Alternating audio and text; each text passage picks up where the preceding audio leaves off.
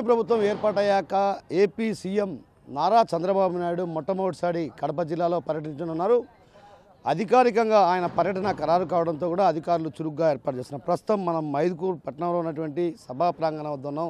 ఇక్కడ మనం చూడొచ్చు, ప్రధానంగా విజువల్స్లో గమనించాల్సినటువంటి విషయం చురుగ్గా ఏర్పాటు సాగుతున్నాయి. ఏదైతే చంద్రబాబు ఇక్కడికి వచ్చిన తర్వాత ఇక్కడ సభా ప్రాంగణంలో కొందరితో ఏదైతే గృహిణీలకు సంబంధించి ఏదైతే చెత్త పైన అంటే పారిశుద్ధ్యం పైన కూడా అటు ఆయన వారితో ముఖాముఖి నిర్వహించే పరిస్థితి కనిపిస్తుంది. మరోవైపు ఏదైతే స్వచ్ఛత కార్యక్రమంలో భాగంగానే ఇక్కడంతా కూడా ఈరోజంతా కూడా ఏదైతే రేపు స్వచ్ఛత కార్యక్రమంలో భాగంగా కూడా ఆయన పాల్గొంటారు. ఈ నేపథ్యంలోనే ఆయన తొలుత ఏదైతే గన్నవరం విమానాశ్రయం నుంచి మధ్యాహ్నం 2 గంటల ప్రాంతంలో మైదుకూరులో ఏర్పాటు చేసినటువంటి హెలిప్యాడ్ వద్దకు చేరుకుంటారు. అక్కడి నుంచి నేరుగా ఏదైతే రేపు ఎన్టీఆర్ వర్ధంతి వేడుకలు కూడా రాష్ట్ర వ్యాప్తంగా జరిగేటువంటి వర్ధంతి వేడుకల్లో కూడా ఆయన ఇక్కడే పాల్గొని ఇక్కడే ఆయనకు నివాళులు అర్పిస్తారు.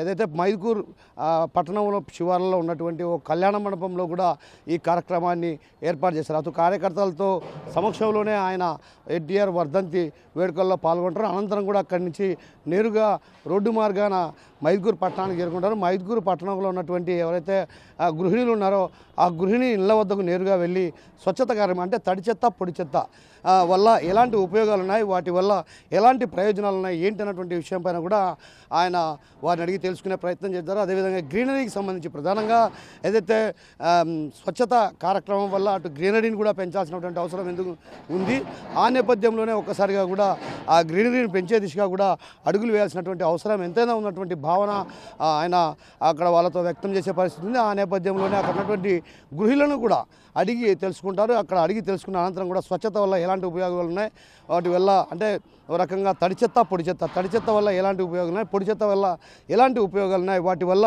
ఎరువులుగా వాడుకొని చెట్లను పెంచే దిశగా కూడా అడుగులు వేయాలన్నటువంటి భావన వ్యక్తం చేస్తూ కూడా అటు వారికి సూచనలు చెప్పే అవకాశాలు కనిపిస్తున్నాయి. అనంతరం కూడా ఒకసారిగా 4 రోడ్ల కూడలి వద్దకు చేరుకుంటారు. అక్కడి నుంచి వేలాది మంది కార్యకర్తలు అదేవిధంగా అభిమానులతో కలిసి ఆయన ర్యాలీగా సభా ప్రాంగణం వద్ద ఇదే సభా ప్రాంగణం వద్దకు చేరుకుంటారు. అక్కడ ఈ స్టాల్స్ కూడా ఏర్పాటు చేయడం జరిగింది. ఆ స్టాల్స్ వద్దకు వెళ్ళి కూడా అక్కడ ఏదైతే స్వచ్ఛత కార్యక్రమంలో భాగంగా వివిధ ప్రాంతాల్లో అమలవుతున్నటువంటి స్వచ్ఛత కార్యక్రమంలో ఏవైతే అమలవుతున్నాయో వాటిని కూడా ఆయన స్టాల్స్ ఏర్పాటు చేసినటువంటి నేపథ్యంలో కూడా అక్కడ కూడా పరిశీలిస్తారు. ఆ పరిశీలించిన అనంతరం ఒక్కసారిగా సభా ప్రాంగణం వద్దకు చేరుకుంటారు. సభా ప్రాంగణం వద్ద కూడా కొంతమంది మహిళలు ఎవరైతే గృహిణులు ఉన్నారో గృహిణులతో కూడా సమావేశమై ఏదైతే చెడు చెత్త పొడి చెత్త వల్ల ఉపయోగాలపైన కూడా వివరించే అవకాశాలు ఉన్నాయి. మహిళలు కూడా కొందరు ఏదైతే తడి చెత్త పొడి చెత్త వల్ల ఉన్నటువంటి ఉపయోగాలను కూడా సీఎం చంద్రబాబుకు తెలిపే అవకాశాలు ఉన్నాయి. అనంతరం ఆయన ఇక్కడి నుంచి నేరుగా గన్నవరం విమానాశ్రయానికి చేరుకుంటారు. అయితే సీఎం చంద్రబాబు పర్యటన అధికారికంగా ఖరారు కావడంతో ఇప్పటికే అధికారులు కూడా పూర్తి స్థాయిలో ఏర్పాటు చేస్తున్నారు. మనం చూడొచ్చు, ఇక్కడ ప్రధానంగా ఏదైతే వేలాది మంది ఇక్కడ హాజరయ్యే విధంగా కూడా ఏర్పాట్లు చురుగ్గా సాగుతున్నాయి. మరోవైపు అటు భారీ బందోబస్తును కూడా ఏర్పాటు చేస్తున్నారు. మరోవైపు జిల్లా కలెక్టర్ అదేవిధంగా జిల్లా ఎస్పీ కూడా ప్రత్యేకమైన దృష్టి సారించారు. సీఎం పర్యటన అంటే ఒక రకంగా కూటమి ప్రభుత్వం ఏర్పాటయ్యాక మొట్టమొదటిసారి కడప జిల్లాలో పర్యటిస్తున్న నేపథ్యంలో కూడా అధికారులు అందుకు తగ్గ ఏర్పాట్లు చేస్తున్నారు. ఇప్పటికే పోలీసులు కూడా మైదుకూరు పట్టణం చేరుకోవడం జరిగింది. దాదాపు వందలాది మంది పోలీసుల పహారా నడుమ కూడా ఈ ఏర్పాట్లన్నీ చురుగ్గా సాగుతున్నాయి. మరోవైపు ఎలక్ట్రికల్కి సంబంధించి కావచ్చు, ఇతరత్ర అంశాలకు సంబంధించినటువంటి అధికారులు కూడా ఇక్కడ చేరుకోవడం జరిగింది. వారంతా కూడా విద్యుత్ సరఫరా చేసే దిశగా కూడా అటు ప్రయత్నాలు కొనసాగుతున్నాయి. మనం చూడొచ్చు, ఇక్కడ భారీ ఎత్తున జనరేటర్లను కూడా ఏర్పాటు చేశారు. ఏదైతే విద్యుత్కు ఎలాంటి అంతరాయం లేకుండా చూడడం కోసం ఇక్కడ జనరేటర్లను కూడా ఏర్పాటు చేసిన పరిస్థితి. మరోవైపు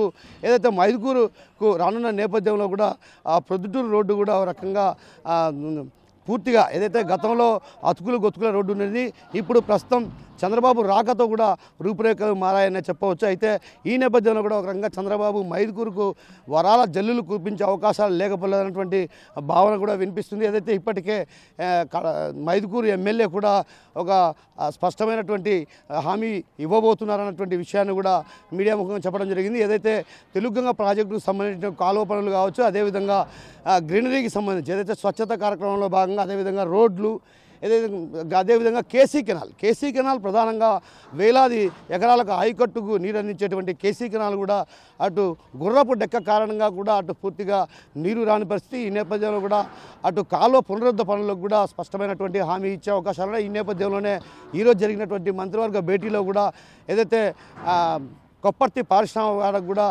వరాల జల్లులు కురిపించారు. అదే తరహాలో ఇక్కడ ఏదైతే మైదుకూరు కూడా ఖచ్చితంగా వరాల జల్లులు కురిపిస్తారు. అటు తెలుగుగంగ కావచ్చు, కేసీ కెనాల్ కావచ్చు, అదేవిధంగా కేపీ ఉల్లికి సంబంధించి ప్రధానంగా కేపీ ఉల్లి సంబంధించి విదేశాల్లో ఎక్కువ డిమాండ్ ఉంది. ఆ నేపథ్యంలోనే విదేశాలకు కూడా ఇక్కడి నుంచి దిగుమతి అయ్యే పరిస్థితి. అయితే ప్రస్తుతం కేపీ ఉల్లి రైతులు కూడా తీవ్రమైనటువంటి ఇబ్బందులు పడుతున్నారు. ఇక్కడి నుంచి ఎగుమతి చేసుకోలేని పరిస్థితి ఉన్నటువంటి పరిస్థితి. ఈ నేపథ్యంలో కూడా ఎగుమతి చేసుకునేందుకు కూడా అటు చంద్రబాబు స్పష్టమైన హామీ ఇచ్చే అవకాశాలు ఉన్నాయి. రైతాంగం ఇటు పెద్ద ఎత్తున ఇక్కడ రైతాంగం ఉంది. దువ్వూరు కావచ్చు, ఇతరత్ర ప్రాంతాల్లో కూడా రైతాంగం వరి పంటను సాగు చేస్తారు.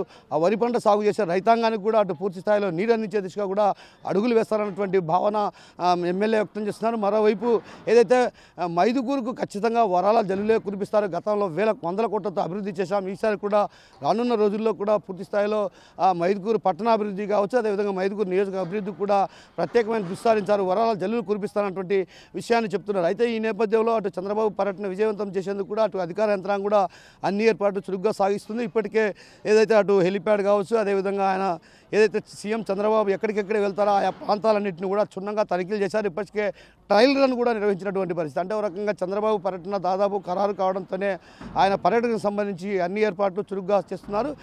రేపటి రోజున మన మైదుకూరుకి మన ముఖ్యమంత్రి వర్యులు నారా చంద్రబాబు నాయుడు గారు ఇచ్చేస్తున్నారు. రేపు ఎంతో పవిత్రమైనటువంటి రోజు. ఎందుకంటే ఎన్టీఆర్ వర్ధంతి రోజు కూడా రేపటి రోజు.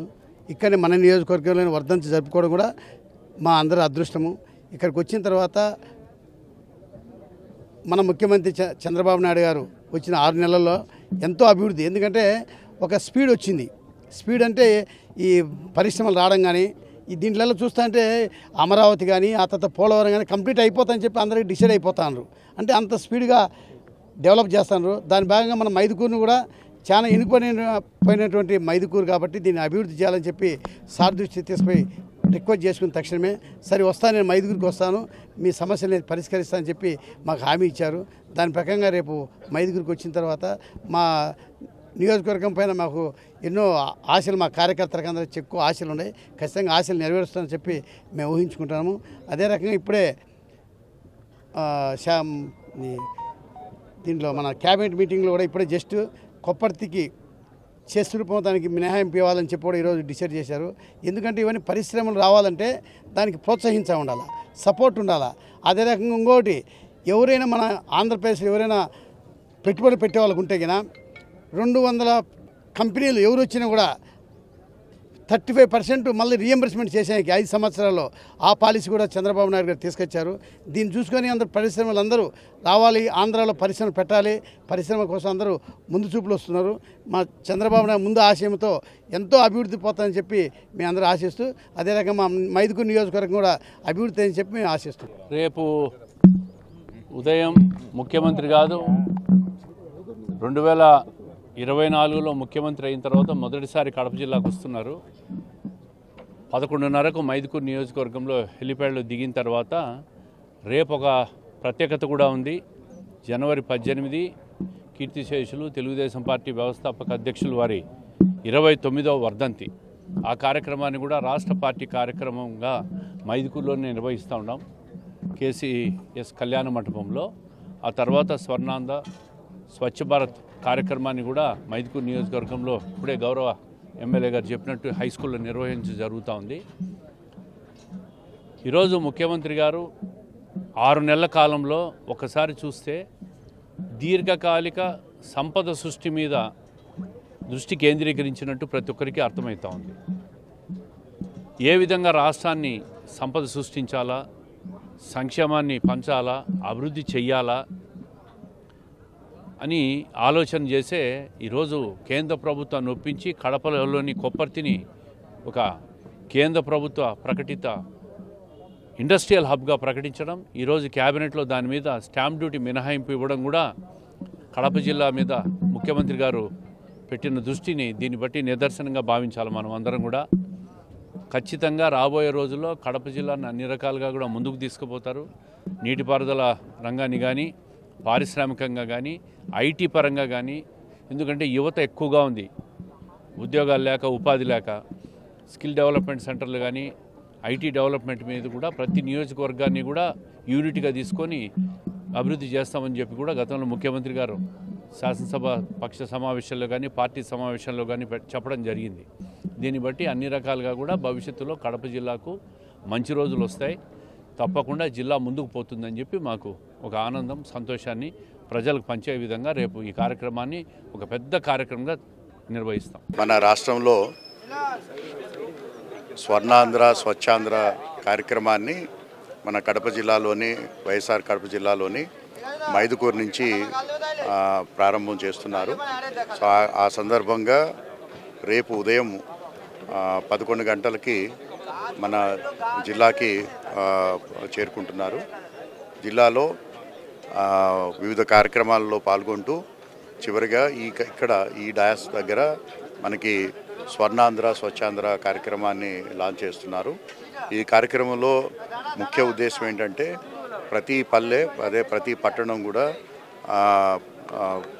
ఎటువంటి చెత్త లేకుండా, అలాగే వచ్చినటువంటి చెత్తని పూర్తి స్థాయిలో ఎకనామిక్ యూస్కి తీసుకుంటూ ప్రతి నెల కూడా 3వ శనివారం రోజున ఈ కార్యక్రమాన్ని చేపట్టడం జరుగుతుంది. సో ఆ కార్యక్రమంలో భాగంగా రేపు గౌరవనీయ ముఖ్యమంత్రి గారు రేపు ఇక్కడికి రావటం జరుగుతుంది. సో వారు ఈ కార్యక్రమంలో ముందుగా కొన్ని హౌస్ హోల్డ్స్ని విజిట్ చేస్తారు. అలాగే మన పట్టణంలోనూ అలాగే చుట్టుపక్కల ఉన్నటువంటి గ్రామాల్లో ఉన్నటువంటి నేషనల్ గ్రీన్ క్రాప్ పిల్లలు ఎవరైతే ఉన్నారో వాళ్ళతో కలిసి, అదేవిధంగా మన పట్టణ ప్రజలతో కలిసి స్వర్ణాంధ్ర గ్రీన్ వాక్ చేపట్టడం జరుగుతుంది.